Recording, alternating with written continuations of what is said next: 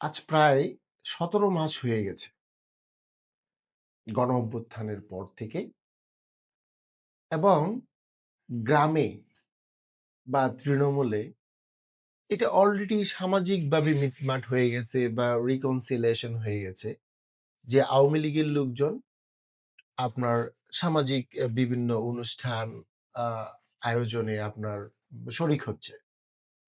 কিন্তু শহরে হয়তোবা ওইটা ততটা দৃশ্যমান না। এর মধ্যেই আপনার রাজনৈতিক দলগুলি এই আওয়ামী লীগের ভোট হারভেস্ট করার জন্য উঠে পড়েছে। যেহেতু সামনে নির্বাচন। সেইজন্যই মিলিয়ন ডলারের প্রশ্ন আসলে আওয়ামী লীগের ভোট কারা পেতে যাচ্ছে? আমার কাছে যেটা মনে হচ্ছে যে আওয়ামী লীগের ভোট তারাই পাবে। ধরেন একটা সংসদীয় আসনে যে প্রার্থী দাঁড়িয়েছে তার যে আদর্শ বা তার যে মতাদর্শ সেটা যদি আওয়ামী লীগের দলীয় আদর্শের সাথে মোটামুটি আ মিলে যায়, তাহলে সে তার ভোটটা পেয়ে যাবে।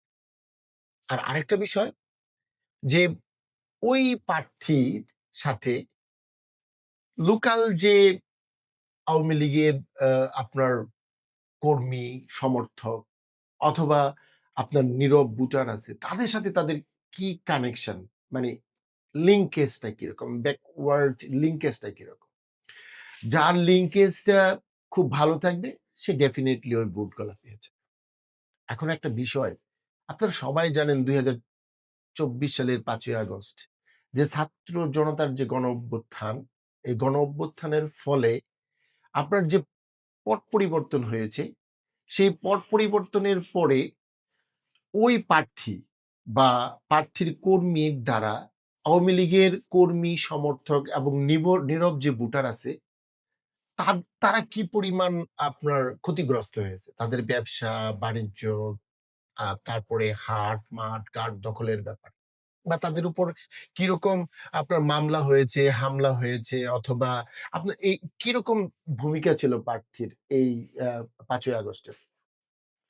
আর সবচেয়ে বড় যে জিনিসটা সেটা হলো যে ভারত থেকে আওয়ামী লীগের যে গ্রুপটা ভারতে এখন আছে তারা কি ডিসিশন দিচ্ছে? তবে এখন কিন্তু সামাজিক মাধ্যমে মোটামুটি এটা প্রচারিত হচ্ছে যে নির্বাচনে আওয়ামী লীগ নেই, সেই নির্বাচনে আওয়ামী লীগের ভোটাররা ভোট দিবে না। বিষয়টা কিন্তু এরকম না।